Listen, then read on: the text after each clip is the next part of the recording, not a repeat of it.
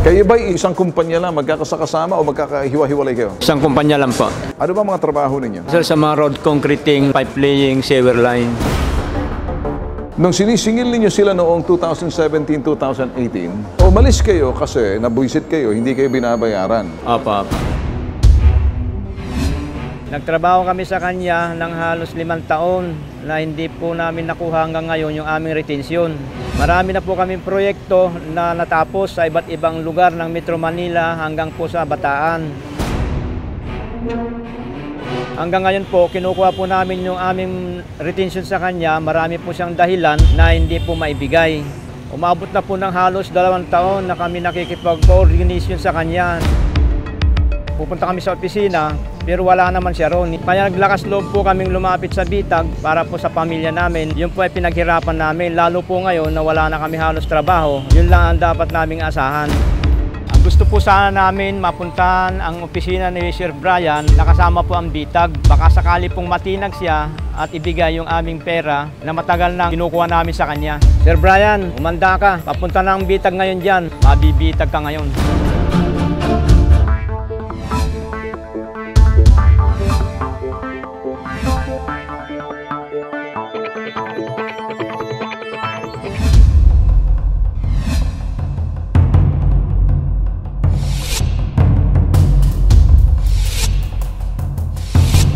Robert, narito yung bitag ngayon. Papatulong sila na magpasama sa Brysar Builders. I-assist nyo sila papuntang sa Presinto 1 sa Station 1 para makapagpa-backup ng pulis para sa vicinity para magkaroon lang ng security doon sa lugar.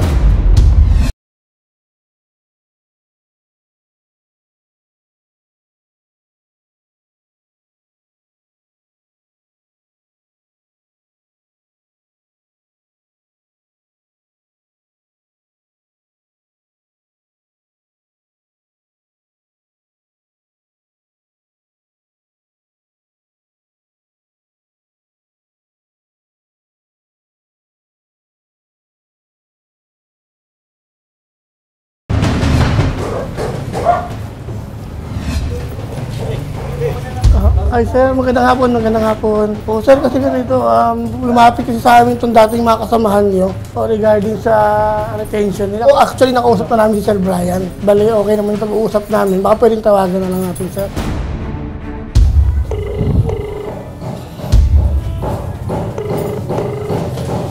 Paano na sir kung sino pwedeng makausap? Pasuyo na lang ako, sir. Ma'am, ano po sir, no? Si Sir Brian, lumapit po yung 4 na sub ko natin dati dito. Yes po. Hindi nila alam kung ano po talaga yung nangyari or what. Tumawag kasi si Sir Brian. Gusto niya naman pong kausapin, kausapin na lang daw po yung legal nila. Opo, pwede mapapuntahin dito. Kasi sir, niyan kasi parang imposible na pumunta si Sir Brian lalo na't aware siya na nandito kayo. Si Sir Brian po. Saan po? Aware po kasi siya na nandito kayo, so parang imposible. Kasi pag ganito ma'am, umiiwas yung management harapin itong mga complainant. Kasi yung mga complainant, nandito. Damage yun para sa inyo. Kayo mabubukulan.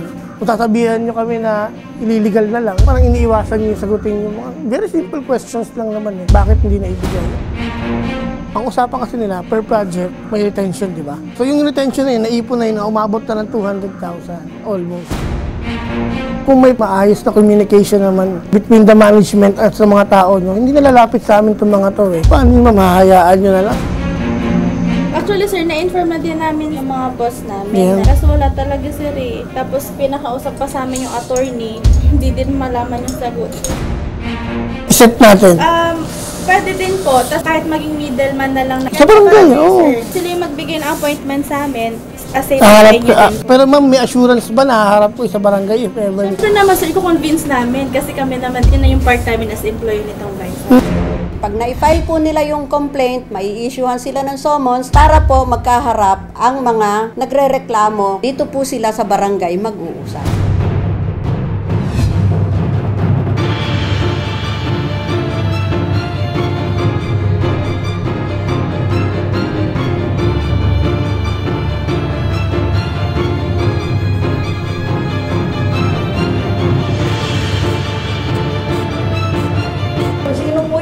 Complaint, sila lang po ang aakyat.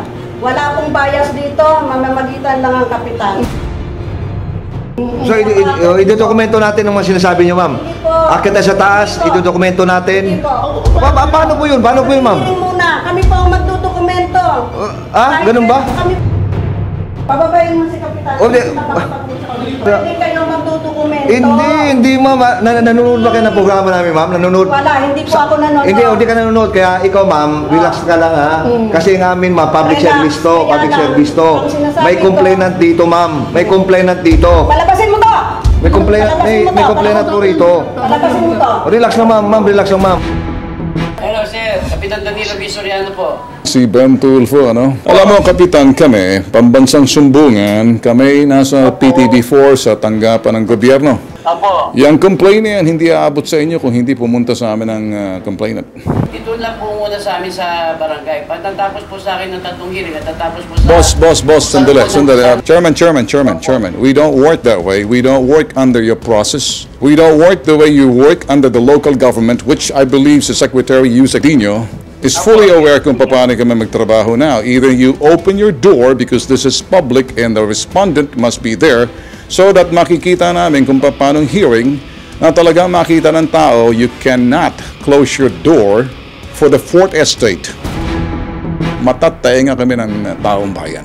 You cannot take that away from us. Ngayon, sasabihin ko sa iyo, ang subscribers namin, milyong-milyon na nanonood sa buong mundo sa Pilipinas, hindi maganda mag-iiwan ka na masamang panlasa sa mga manunood, baka mapupukulang ka pa.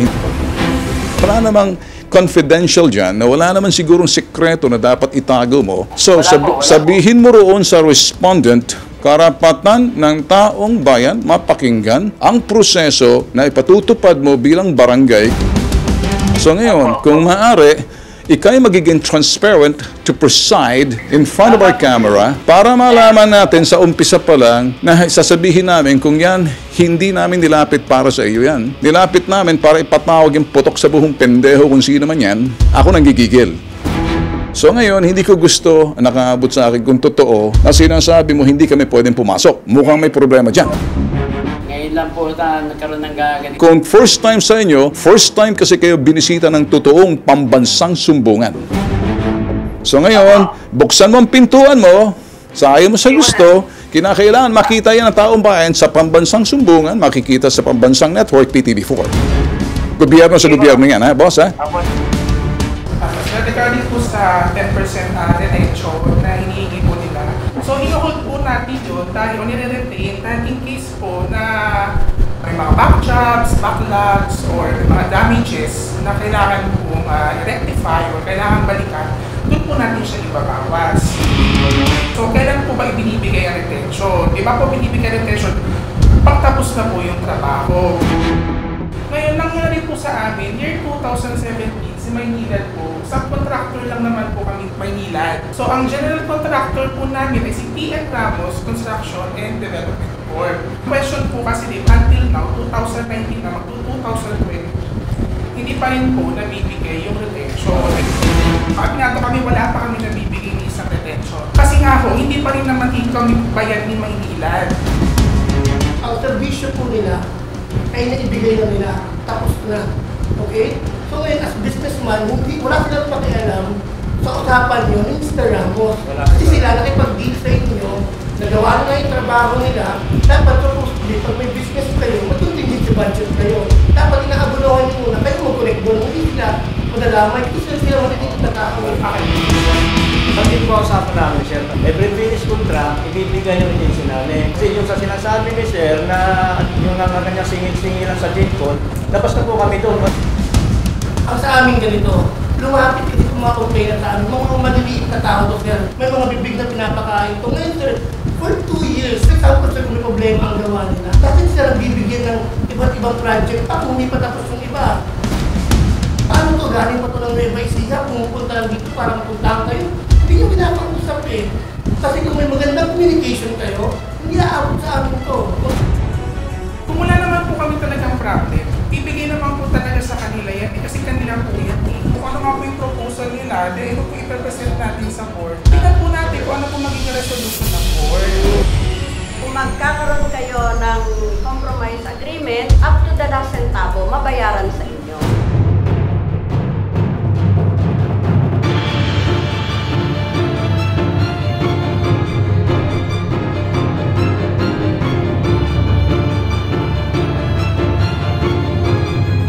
Kami ho, wala kaming problema ho na abunuhan ulit yung 10% retention for as long ho na ma-accept yung project.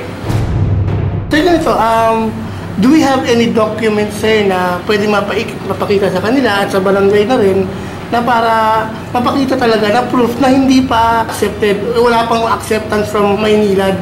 Para at least sila sir at ang barangay may pinanghahawa kasi sinasabi nyo na hindi pa tapos. Madali na sabihin sir na hindi pa tapos eh, wala pa kami nakuha. Ano po yung document po na pwedeng natin mapakita sa kanila at sa barangay na hindi pa tapos yung project? Manghihingi po kami sir kasi hindi po kami direct contractor sa Maynila. Bigyan nyo kami ng mga ilang araw siguro magre-request kami. Alam niyo naman to, kasi kung sila ano nga naghihintay, alam naman nila yung proseso eh. Nasa inyo kasi nasasakupan. Kaya kami wala na kami sa inyo. Sana yung coordination man lang, mag-reply kayo sa text, anong balita sa retention, kung kailan inintay. Kami naman nakakaintindi naman kami na salita sir. Ipintig sana, di ba? Bakit ako umabot sa ganito? Ano nagreklamo ko sa mga? Dahil walang coordination sir. Ako may hiya akong tao sir sa totoo. May hiya ako sa inyo dahil matagal tayo magkasama. Bakit ako umabot sa ganito? Dahil wala nang makikipag-ano sa akin, hindi ka ako pinapansin. Hindi, kasi ako ulit Ang usapan sinabi na natin. sir, labas ako sa usapan ni Brian. Dahil hindi ko lang usapan ni Brian na ganito. Hindi ko kasi lang usapan ni Mapaliwanag. Kaya napilitan ako lumapit dito sa... Open naman ho yung office namin. Alam nila, pumunta sa office namin. Anytime, pwede sila kung pumunta. Kami po, basta na-accept yung project, inibigay na namin, inaabonohan na po namin. Hindi namin inihintay yung 1 year na retention.